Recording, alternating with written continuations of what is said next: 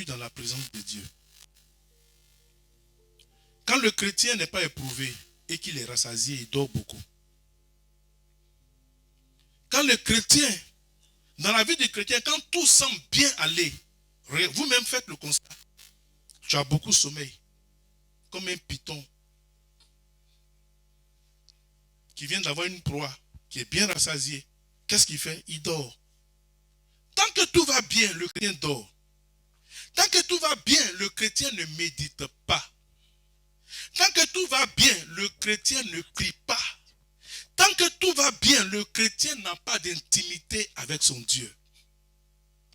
Mais c'est quand tout va mal, quand tout semble fermé, c'est en ce moment que le chrétien prend conscience qu'il y a un Dieu qui existe. C'est en ce moment que le chrétien devient chanteur. Et il chante beaucoup. Il y a un Dieu puissant là-haut. Quand je crie, il entend ma voix. J'ai un Dieu puissant là-haut. Et puis on pleure un peu. Quand je crie, il entend ma voix. Oh Dieu, très haut. Oh Seigneur, souviens-toi de moi. Frère, Dieu nous éprouve ici. Et Dieu aime ça. Dieu aime voir ses enfants revenir à lui. Mais le moyen, le seul que Dieu a pour te ramener à lui, c'est de t'éprouver. Gloire à Dieu. Raison pour laquelle le livre de Romains, chapitre 8, verset 28, nous dit: nous savons du reste que toute chose concourt au bien de ceux qui aiment Dieu, de ceux qui sont appelés selon son dessein. Alléluia. La Bible nous dit, nous savons du reste que toute chose concourt au bien de ceux qui aiment Dieu. Toute chose concourt au bien de ceux qui aiment Dieu. Quand la Bible dit toute chose concourt au bien de ceux qui aiment Dieu, la Bible n'a pas dit ce qui est seulement bon. Dans toute chose concourt, là, il y a aussi l'épreuve. Donc Dieu souvent est obligé de nous éprouver, soit par la maladie, soit par la disette, soit par des situations qui viendront en vue de nous ramener toujours à lui. Alors, sachant que l'épreuve ou l'affliction révèle la valeur de notre foi en Dieu. Frères et sœurs, sachons que l'épreuve ou l'affliction révèle la valeur de notre foi en Dieu. Et nous allons lire 1 Pierre chapitre 1, verset 6 à 7. C'est là ce qui fait votre joie, quoique maintenant, puisqu'il le faut, vous soyez attristés pour un peu de temps par diverses épreuves, afin que l'épreuve de votre foi, plus précieuse que l'or périssable, qui cependant est éprouvé par le feu, ait pour résultat la louange, la gloire et l'honneur lorsque Jésus apparaîtra. Amen. Amen.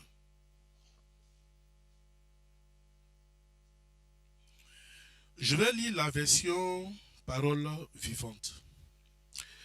Réjouissez-vous à cette pensée. Même si actuellement vous êtes dans la tristesse parce que vous devez endurer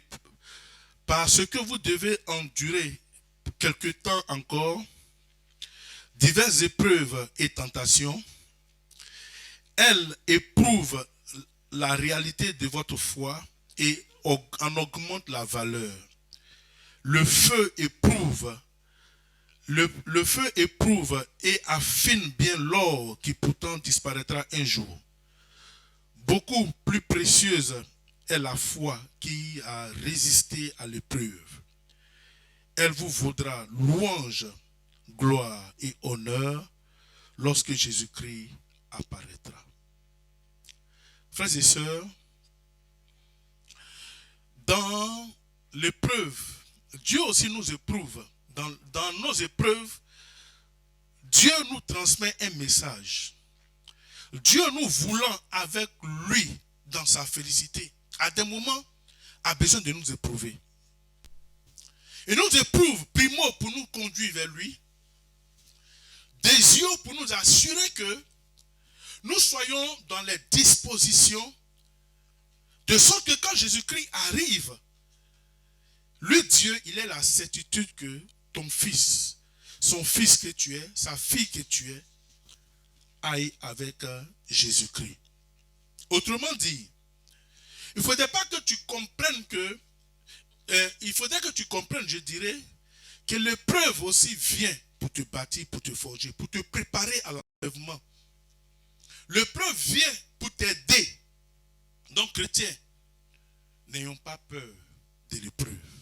Bien au contraire. Affrontons l'épreuve avec assurance.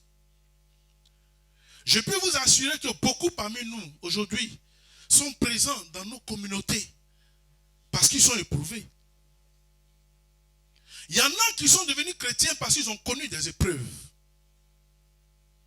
Il y en a pour qui il fallait que Dieu les éprouve impérativement. Car sans épreuve, il n'était pas évident que tu sois chrétien ou chrétienne. Il fallait que la maladie te frappe. Il fallait que la mort intervienne dans la vie de tes parents. Pour te donner d'être seul. Car tu sais qu'en dehors de tes parents, il n'y a plus personne. Quand tu regardes derrière, tu regardes devant, il n'y a personne. Tu es obligé de t'attacher à Dieu.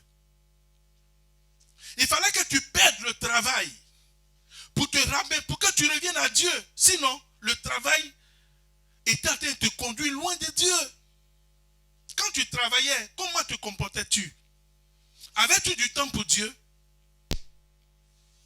Alors, mon frère, ma soeur, l'épreuve, comprenons que l'épreuve est un message de Dieu pour nous. L'épreuve fait partie de l'évangile. C'est dans les épreuves souvent que Dieu nous parle. Et la Bible va encore nous dire, en Jacques chapitre 1, verset 2 à 4. Mes frères, regardez comme un sujet de joie complète les diverses épreuves auxquelles vous pouvez être exposés, sachant que l'épreuve de votre foi produit la patience. Mais il faut que la patience accomplisse parfaitement son œuvre, afin que vous soyez parfaits et accomplis sans faillir en rien. Amen. Amen. Je lis la version parole vivante. Mes frères, réjouissez-vous lorsque vous passez par toutes sortes d'épreuves. Voilà ce que la Bible dit.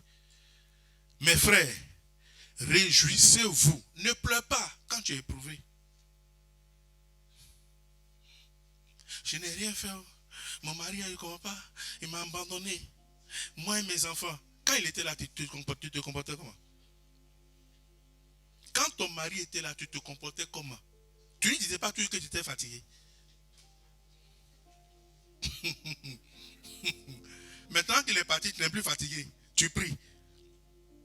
Quand ton mari était là, il te couvrait de bien. Tu avais du temps pour Dieu. C'était chéri, chéri, chéri, chéri, chéri, chéri. Quand ton mari était là et qu'il te disait dimanche allons à Sini, tu faisais quoi? Tu ne le suivais pas?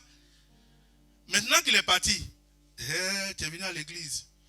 Viens ma soeur, on va prier. Tant que tu ne seras pas transformé, ton mari ne reviendra pas. Dieu va endurcir son cœur. Il va t'envoyer même des photos de sa maîtresse. Ça va te faire plus mal. Et tu vas beaucoup prier. En ce moment-là, tu vas prendre 3 jours de jeûne à sec. Seigneur, ramène-le.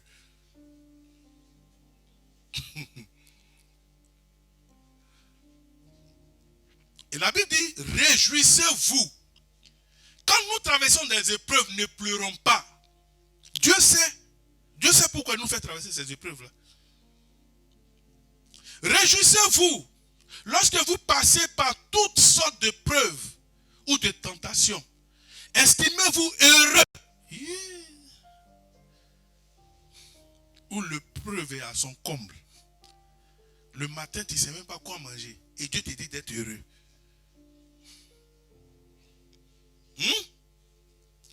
Le propriétaire, aujourd'hui c'est le 30. Et tu sais, quand il vient, il décame fort. Aujourd'hui nous sommes le 30. Dans 5 jours, il va se pointer. Et son rendez-vous, il ne manque pas. Le 5, c'est le 5.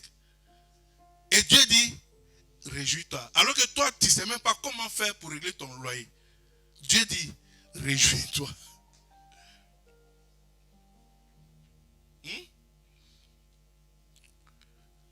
Ton fils est malade, ta fille est malade. Tu n'as même pas un centime. Voilà l'hôpital.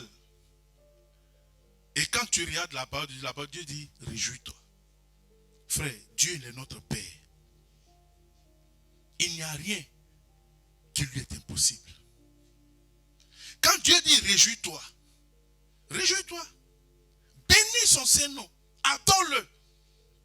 Même quand tout va mal, élève son Saint-Nom. Sois dans la joie. Ne pleure pas.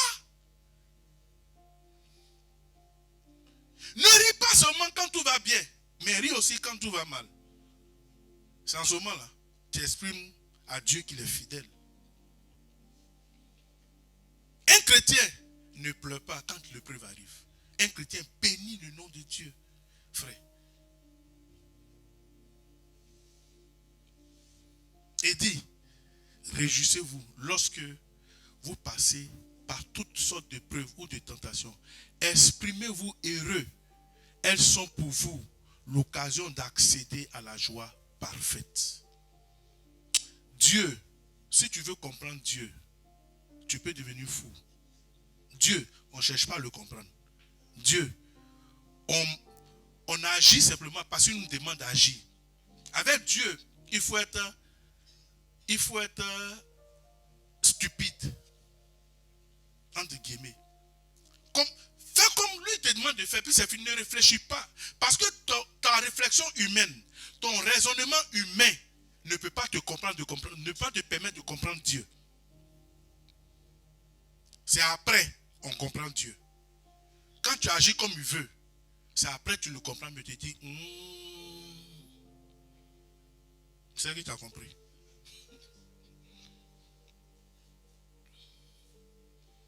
Il peut t'arriver une situation où vous allez à l'aéroport par exemple. Au moment où tu dois prendre ton vol, tu es en retard. Pas que tu as voulu être en retard. Parce que je ne connais pas un chrétien qui peut aller à l'aéroport en retard. Je n'en connais pas. Le lieu où tous les chrétiens sont à l'heure, c'est à l'aéroport. Et même avant l'heure. Allant à l'aéroport, tu fais une crevaison. Le temps qu'on change la roue, tu montes, tu fais une deuxième crevaison. Tu arrêtes un autre véhicule. Chemin faisant, le véhicule fait un accrochage. Tu es dans tous tes états. Tu prends un autre véhicule. Faisant un chemin, tu fais encore une crevaison. Et tu arrives à l'aéroport, l'enregistrement est fermé. Tu n'arrives pas à embarquer. Tu es dans tous tes états. Tu te plains. Et voilà que plus tard, quelques minutes après le décollage, tu apprends que l'avion dans lequel tu devais être, l'avion a fait un naufrage, a fait un crash. C'est en ce moment que tu as dit,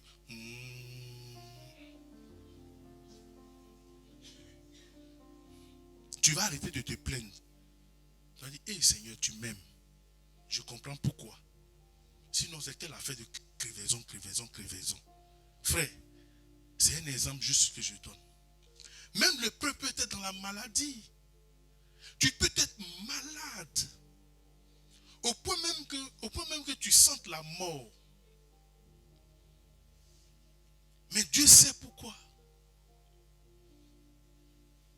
Et pendant que toi tu te plains, Dieu, par amour pour toi, il t'alite. Tu es alité, tu ne sors pas. Parce qu'il sait que dehors, dans cette période-là, n'est pas bon pour toi.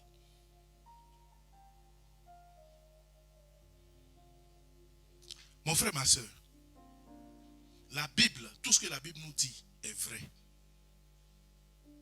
Il faudrait comprendre et aimons adorer Dieu, même dans les temps d'affliction. Quand tout va mal, aime adorer ton Dieu. Quand tout va bien, adore-le. les épreuves, adore-le. Alors, je lis le verset 3. Vous savez bien que si votre foi est mise à l'épreuve, et si elle tient bon, elle développera votre endurance. Verset 4. Mais pour que vous parveniez à une pleine maturité spirituelle, il faut que l'épreuve achève son œuvre sans que votre constante se relâche. Que votre patience se manifeste dans toute votre conduite et s'accompagne d'actes parfaits. Ainsi, vous serez plein de force et vous parviendrez au bout. Vous deviendrez irréprochable et il ne vous manquera rien. Frère, voilà ce que Jacques nous dit. Dans l'épreuve, sois fort. Dans l'épreuve, adore ton Dieu. Dans l'épreuve, célèbre-le. Car Dieu évalue aussi notre foi dans nos épreuves. Dieu évalue notre confiance en lui dans l'épreuve. Et beaucoup de chrétiens sont soumis aux épreuves. Beaucoup. Mais que font-ils? Comment se comportent-ils? Lorsque tu es éprouvé, ma soeur, lorsque tu es éprouvé, mon frère, comment te comportes-tu? N'as-tu pas des regards hagards? N'as-tu pas des regards hagards? Ne comptes-tu pas sur quelqu'un d'autre? Ne mets-tu pas ta foi en un homme? Regarde combien de fois les hommes t'ont déçu. Les promesses qui n'ont pas été tenues. Lorsque tu t'es éprouvé, il t'est arrivé certainement d'appeler quelqu'un. Ah, j'ai besoin de 100 000. Et généralement, c'est qu'on dit, pour la bonne manière de dire à quelqu'un que je ne te donne pas, oh, si tu avais appelé un peu plus tôt.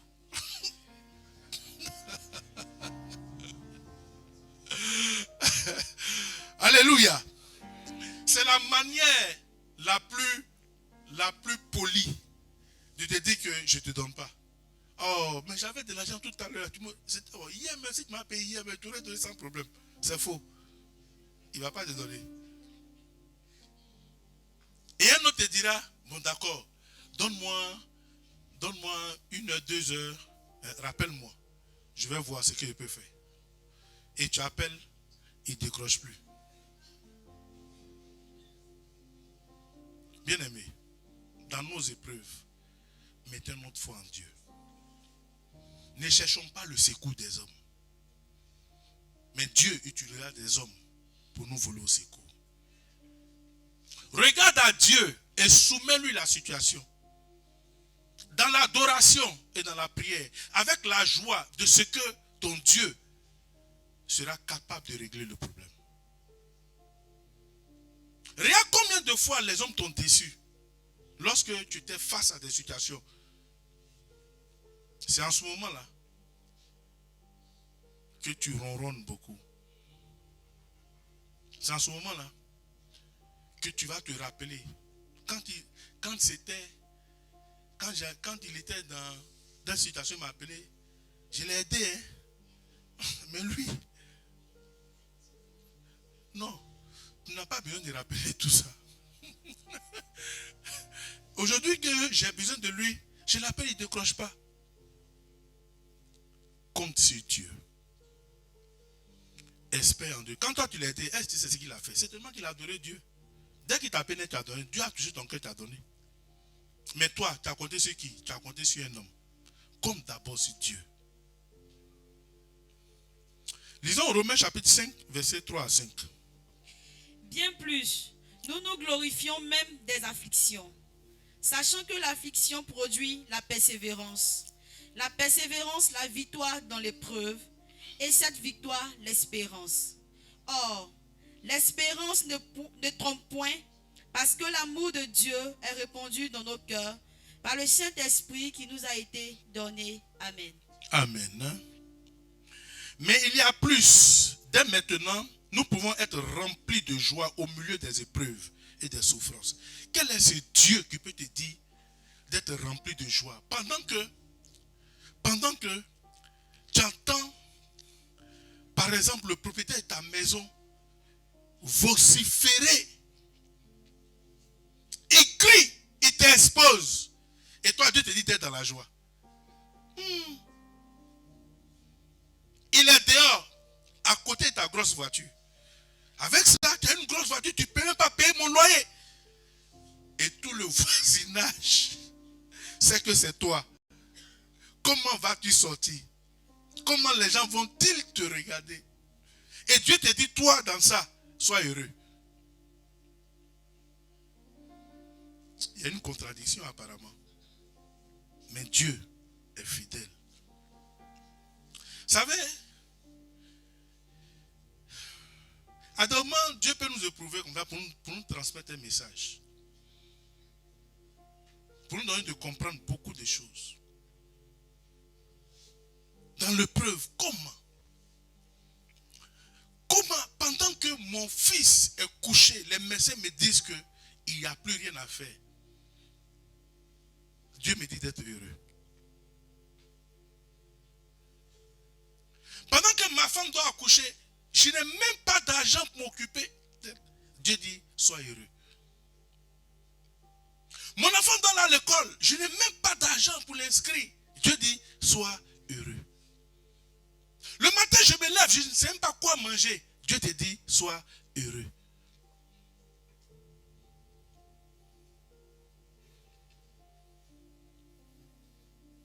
Ta maman est malade, on t'appelle. Tu es impuissant. Tu es stressé. Chaque 2 minutes, ton portable sonne. Ça ne va pas, hein? Ça ne va pas. La vieille, ça ne va pas. Et puis Dieu te dit, toi, sois heureux.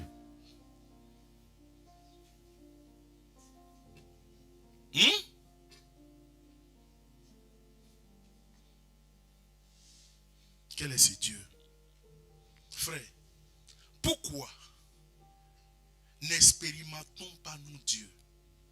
Face à une épreuve, pourquoi ne dis pas à Dieu, Seigneur, tu m'as dit dans les épreuves d'être heureux. Moi, je suis heureux. Donc, rends-moi heureux. Et puis, attends-moi ce que Dieu va faire. Où est ta foi? Où est ta foi? Où est ta foi? Où est ton adoration? Bien-aimé, où est ta foi? Où est ton adoration? Frère, je vous ai dit ici que la seule chose, l'une des choses que Dieu ne sait pas faire, ou que Dieu ne peut pas faire, c'est de s'adorer lui-même.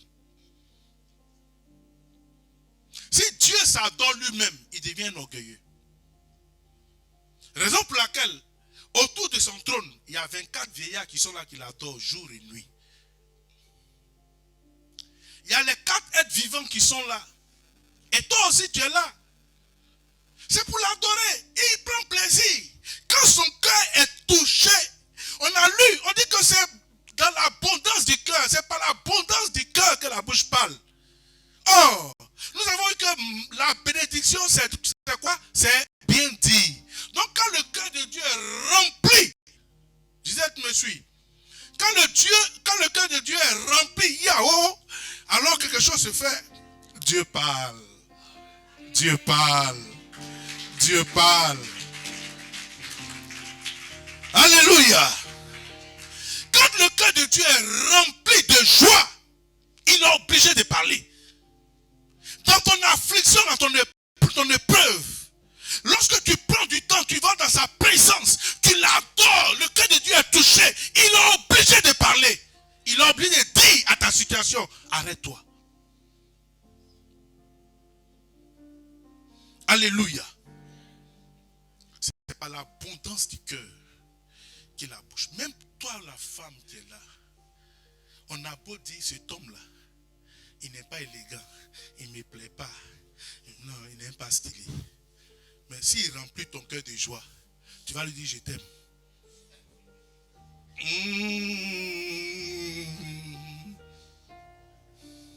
Tu vas lui dire, je t'aime.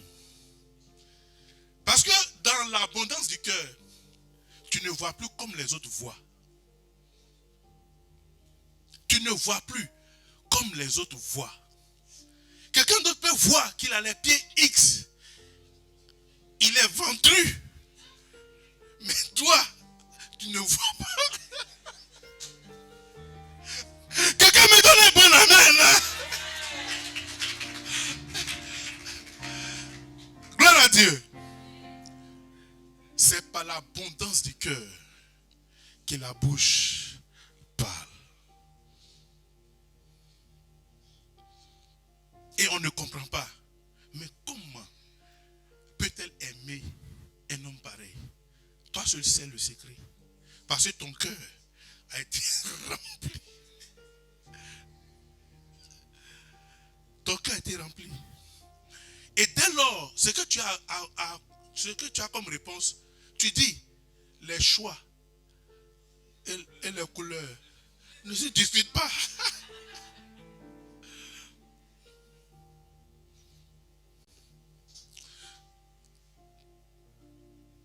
Est-ce que je parle à quelqu'un ce matin? Frères et sœurs, c'est comme ça avec Dieu. Touchons le cœur de Dieu. N'attristons pas le cœur de Dieu. C'est pour ça qu'il nous dit, même dans nos épreuves, adorons-le.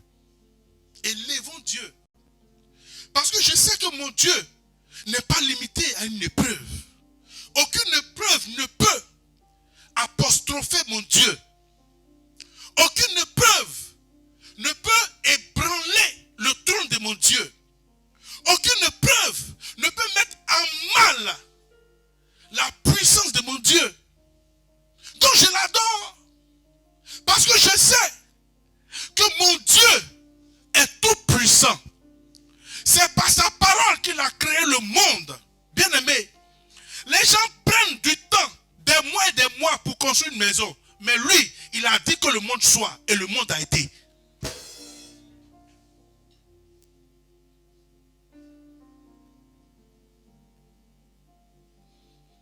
Les chirurgiens prennent des heures pour faire une opération. Une intervention chirurgicale peut prendre des heures. Mais le Dieu, il dit et la chose arrive.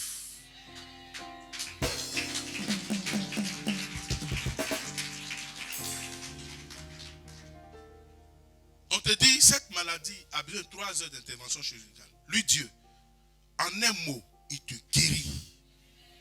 Un Dieu pareil. Quand il te dit, sois dans la joie, même quand tu es dans l'épreuve, tu fais quoi? Mets en lui ta confiance, sois dans la joie. Nous ne voyons pas la main de Dieu, c'est parce que nous ne croyons pas en Dieu, tout simplement. Or, celui qui n'a pas foi en Dieu ne peut plaire à Dieu. Si tu ne plais pas à Dieu, Dieu ne peut pas agir dans ta vie. Chrétien, lève-toi et arrête de te lamenter. Adore Dieu. Dieu ne voudrait pas que tu l'adores quand tout va bien. Et généralement, quand tout va bien, on n'a même pas du temps même pour adorer Dieu. On est plus préoccupé à contempler la bénédiction. Tu as été enceinte. Les médecins, les pronostics des médecins ont été que l'enfant allait avoir du mal à naître. C'est compliqué. Même le pronostic vital de l'enfant a été mis en mal. Ce n'est pas sûr, ma femme. Et madame, le gynécologue te dit non, ce n'est pas sûr. Tel que je vois la situation, la position de l'enfant par rapport au fibrome, ce n'est pas évident. Mais ton Dieu te dit, va l'adorer. C'est lui qui a conçu l'enfant en ton sein. Et c'est lui qui sait pourquoi c'est en ce moment-là que l'enfant vient. Seigneur, moi je t'adore. Et Dieu prend le soin de séparer le fibrome avec l'enfant dans ton sein.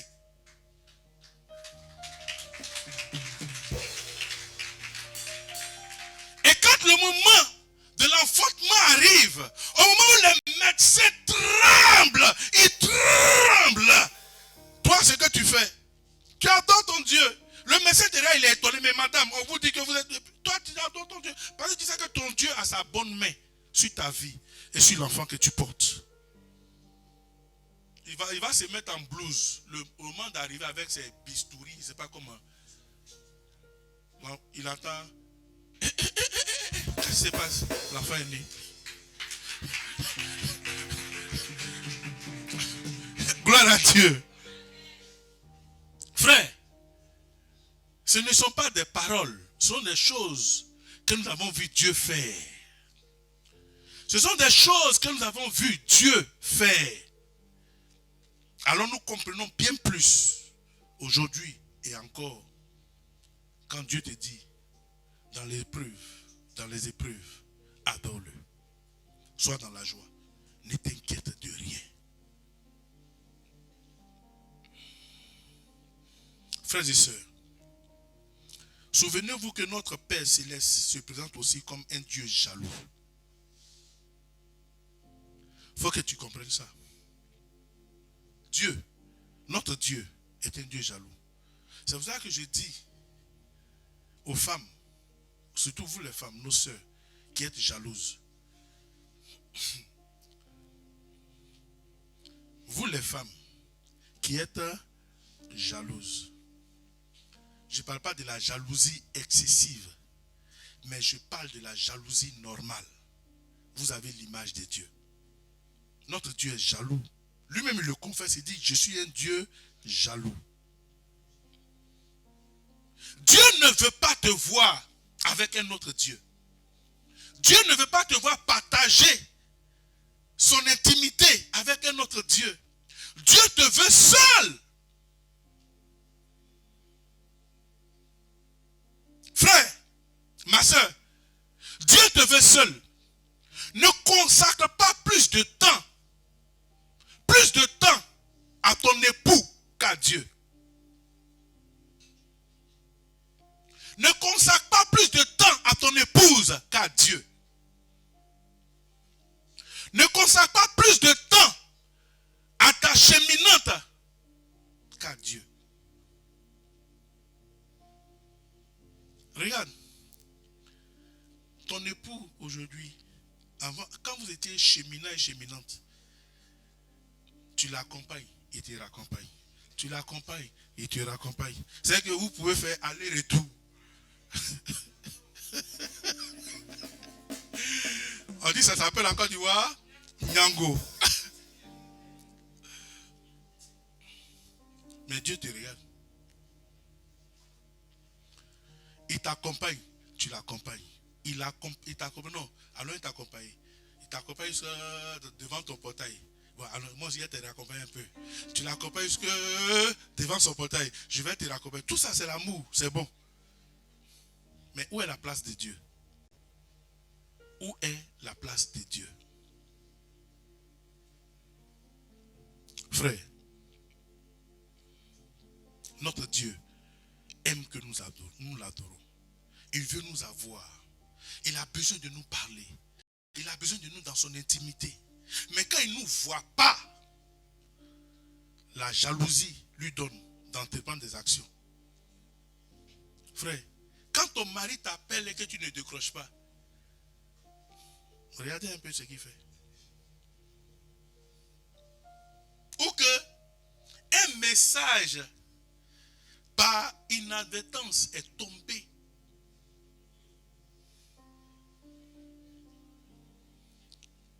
Ton frère, par exemple, t'écrit avec un autre numéro que cette demande n'a pas réalisé. Je t'aime mon cœur. Que ton mari voit, tu vas voir. Tu vas voir le scandale. Que ton mari, même toi-même la soeur, que ta soeur, que la soeur de ton mari écrive un message à son grand frère. Par exemple, moi, ma petite soeur m'écrit des messages comme ça. Je t'aime mon amour. C'est ma petite soeur.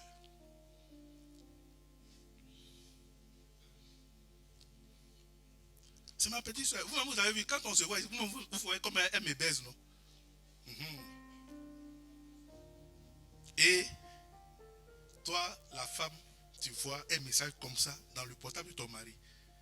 Tes cheveux vont se dresser tout de suite. C'est après Quand on va te demander, non, c'est ma petite soeur, que la fièvre va tomber. Dieu est jaloux et Dieu nous veut aussi ainsi. Dieu ne nous veut pas ailleurs. Même dans les épreuves, reviens à lui. Donne-lui toute la place. Et tu vas voir ce qu'il va faire de ta vie.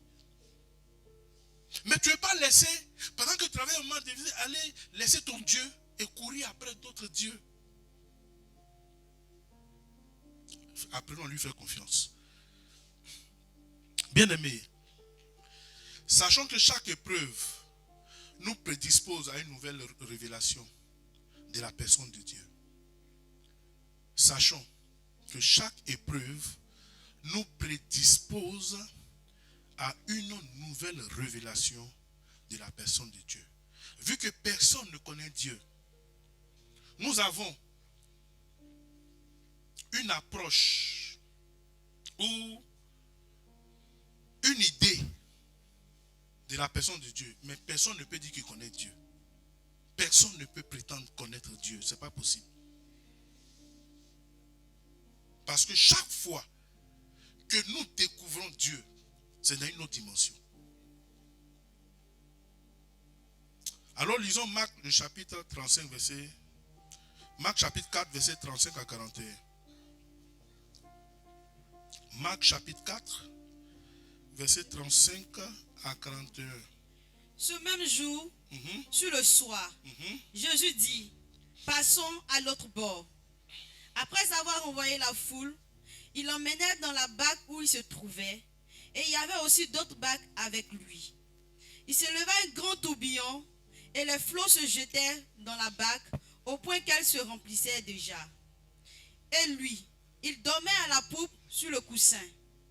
Il le réveillait et lui dit, Maître, ne t'inquiètes-tu pas de ce que nous périssons? S'étant réveillé, il menaça le vent et dit à la mer, silence, tais-toi. Et le vent cessa et il y eut un grand calme. Puis il leur dit, pourquoi avez-vous ainsi peur? Comment n'avez-vous point de foi? Il fut saisi d'une grande frayeur et il se dit les uns aux autres, quel est donc celui-ci à qui obéissent même le vent et la mer? Frère, les disciples ont vu Jésus-Christ ressusciter des morts. Les disciples ont vu Jésus-Christ guérir les malades. Les disciples ont vu Jésus-Christ prêcher. Les cœurs ont été touchés. Des âmes ont été converties. Les disciples ont vu Jésus-Christ multiplier les pains. Mais ils n'avaient pas vu Jésus dans la dimension, même d'ordonner au vent et à la tempête de se calmer. Il fallait que cette épreuve arrive. Jésus-Christ, il fallait que Jésus-Christ leur démontre que lui, il est le Dieu qui ordonne au vent de se taire. Et la tempête de faire silence, ils obéissent. Il est le Dieu qui ordonne à la nature d'obéir. Et la nature obéit. Ils n'avaient jamais vu ça. L'épreuve qui viendra dans ta vie suscitera une adoration qui te donnera de voir Dieu dans une autre dimension.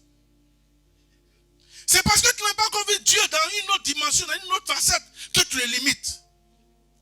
Ils n'avaient pas vu Dieu. Comment c'est fait que quelqu'un qui est normal peut dormir dans une barque alors qu'il y a la tempête, lui il dort? Il ne dormait pas. La Bible dit qu'il dormait, mais en vérité Jésus ne dormait pas. Jésus-Christ a ouvert un œil pour voir comment ça allait faire. Mais quand ils se sont levés, ils disent, Maître, ne vois-tu pas que nous périssons? Il s'est levé, il ne s'est même pas occupé d'eux. Il dit, vent, fais silence. Tempête, calme-toi. Tout s'est calmé. Ils étaient étonnés. C'est qui ça? Frère, est-ce que tu peux connaître Jésus? Est-ce que tu peux le connaître? C'est dans les épreuves que tu vas le découvrir. Tant que ton propriétaire vient, il va crier. Et toi, tu es dans le tu dis, Seigneur, occupe-toi de lui. Quand il arrive devant ta porte, il saute. C'est à ce moment, tu comprendras que ton Dieu est aussi le Dieu du sauter.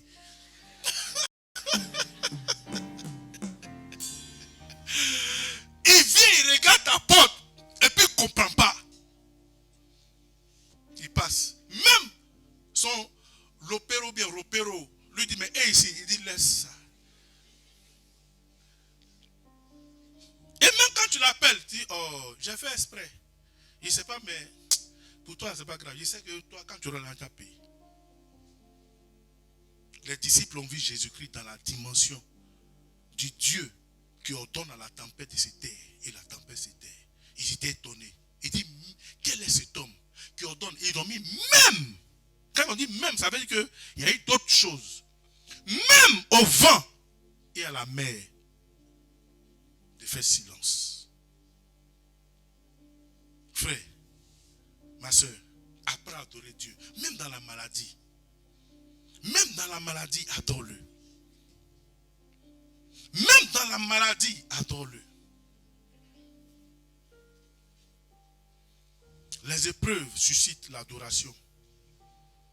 Les épreuves qui suscitent l'adoration mettent un cantique nouveau dans nos bouches. Les épreuves qui suscitent l'adoration mettent un cantique nouveau dans nos bouches, frère.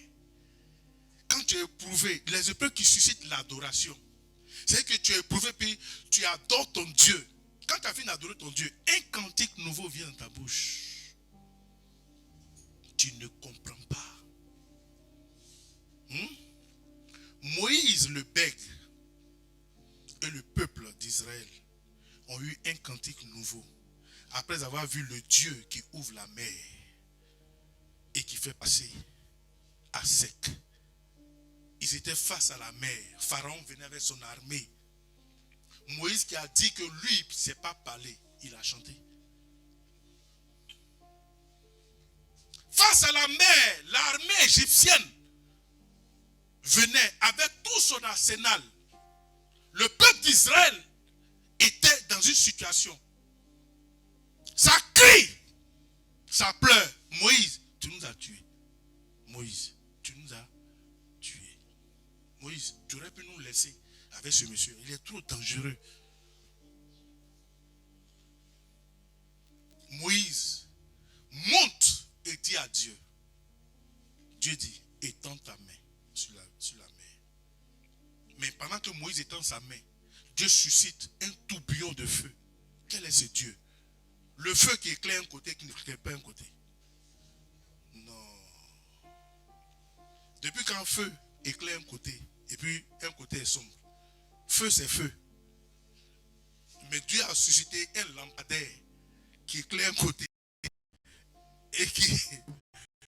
Avant que le feu ne s'éteigne, ils ont traversé la mer. Quand ils ont fini de traverser la mer, lisez bien le livre des autres, ils se sont mis à chanter. Frère, un cantique nouveau entrera dans ta bouche si tu adores ton Dieu.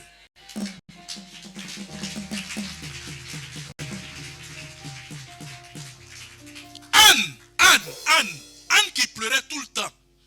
Anne passait son temps à pleurer. Mais le jour où Anne est allée adorer son Dieu en esprit, en vérité, Anne a écrit un cantique. En 1 Samuel chapitre 2. Frère, tu veux chanter. Tu viens dans la joie. Tu veux avoir un cantique où tu as chanté. Makori, plateau en marchant. Tu ne sauras même pas que tu as marché. Adore-le. Il y a des gens, tellement ils sont contents. Ils peuvent marcher du plateau jusqu'à commencer. Ils ne s'en rendent pas quand ils sont en train de marcher. Tellement Dieu fait des choses extraordinaires. Tu vis la chose. Jésus.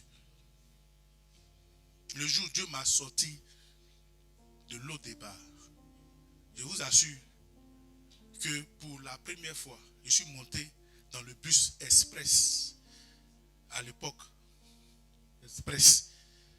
Pour la première fois, j'étais assis et puis c'est comme si j'étais en première classe dans un avion. Ce que Dieu a fait pour moi était tellement grand. Je suis venu du plateau jusqu'au remblai. Je ne me suis pas rendu compte. Quand j'ai ouvert mes yeux, je vois que je suis à Makori. Hey, je suis déjà à Makori. Tellement je rêvais. La louange était trop grande. Frère, apprends à adorer ton Dieu. Ne pleure plus. Ne regarde pas ta situation plus grande que ton Dieu. Il y a des adorations qui suscitent un cantique nouveau. Quelqu'un me comprend? Quelle que soit la taille de l'épreuve, Dieu est plus grand que l'épreuve. Quelle que soit la taille de l'opposition, ton Dieu est plus grand que l'opposition. Il n'y a rien que ton Dieu ne peut faire. Frères et sœurs, tous ceux qui ont bravé les plus grandes épreuves de leur vie sont les véritables adorateurs de Dieu. Tous ceux qui ont bravé les plus grandes épreuves dans leur vie, ce sont ceux-là qui ont adoré Dieu en esprit et en vérité. Nous allons lire le dernier verset pour aujourd'hui. 1 Corinthiens chapitre 10, verset 13. Aucune tentation ne vous est survenue qui n'ait été humaine. Et Dieu, qui est fidèle, ne permettra pas que vous soyez tentés au-delà de vos forces. Mais avec la tentation, il préparera aussi le moyen d'en sortir afin que vous puissiez la surmonter. Amen. Je lis la version Nouvelle Bible seconde. Nouvelle Bible seconde. Aucune épreuve ne vous est survenue qui n'ait été humain. Or, Dieu est digne de confiance. Il ne permettra pas que vous soyez mis à l'épreuve au-delà de vos forces. Avec l'épreuve, il ménagera aussi une issue pour que vous puissiez la supporter. Frère, Dieu ne peut pas te prouver au-delà de tes forces. Toute épreuve qui vient dans ta vie, Dieu la mesure d'abord. Quand Dieu voit que l'épreuve est au-delà de tes forces, il ne t'envoie pas cette épreuve. Il gère. S'il y a une épreuve dans ta vie, si tu vis une épreuve, c'est parce que Dieu sait que tu peux la supporter. Dieu ne nous éprouve pas au-delà de nos forces. Dieu ne permettra pas que tu aies une épreuve au-delà de ton frère. Que quelle que soit la situation que tu vis, c'est parce que Dieu sait que tu peux l'affronter. Peut-être que toi tu ne sais pas, mais Dieu sait. Dieu t'a équipé pour ça. Dieu t'a donné la foi pour ça. Mais qu'est-ce que tu fais? Tu pleures. Regarde, tu as pleuré. Nous tous on sait que toi tu aimes pleurer. On sait. Mais ça a réglé quoi? Ce n'est pas dans les pleurs qu'il te faut affronter des épreuves. Au contraire, c'est dans la joie et l'adoration. Parce que toute épreuve qui vient dans ta vie vient pour t'accorder un message et vient te préparer à une grandeur. Derrière chaque épreuve, il y a une bénédiction. Donc Dieu ne te prouvera pas au-delà de tes forces. Toute épreuve qu'il y a dans ta vie, c'est parce que Dieu sait que tu peux la surmonter.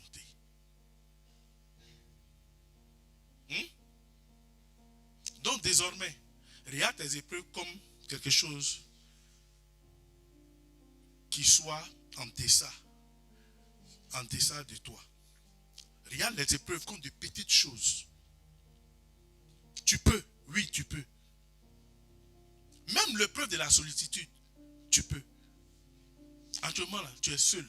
Dieu sait que tu peux. Tu peux résister. Tu peux résister. Même quand c'est chaud, Dieu t'a donné aussi une démarche pour ça. Tu peux résister. Tu peux résister. Tu peux. Tout. Tu te dis non, depuis là, je n'ai pas d'homme. Hey, Dieu même toi me disait que je suis une femme. J'ai besoin d'homme. Tu peux. Tu peux. Il te suffit seulement de prier. Tout passe. Quand tu es dans les lieux célestes, les choses de la terre ne t'intéressent plus. Quand tu redescends comme ça, tout a disparu. Alléluia. On peut acclamer Jésus-Christ.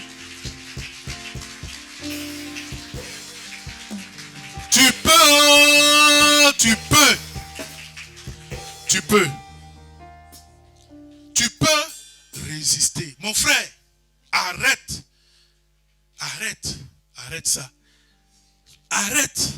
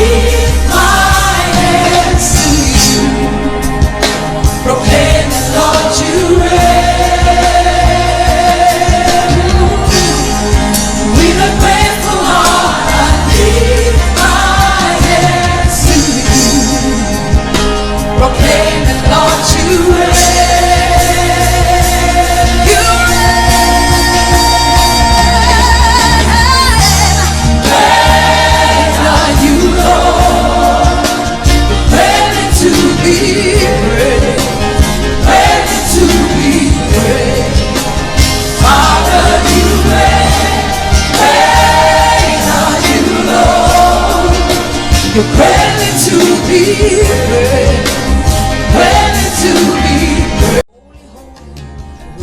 Holy, holy, God Almighty.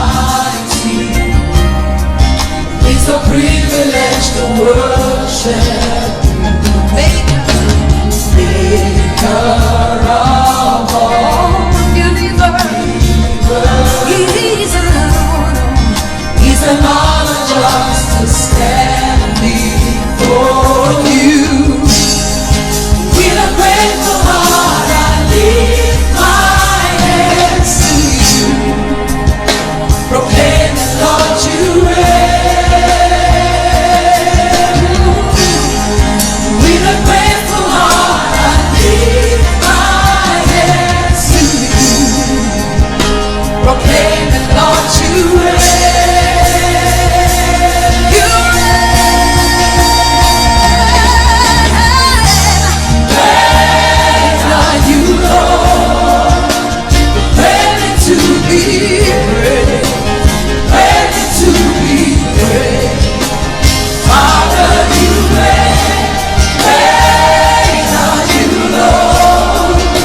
You're ready to be great, ready to be great. Holy, holy, God Almighty.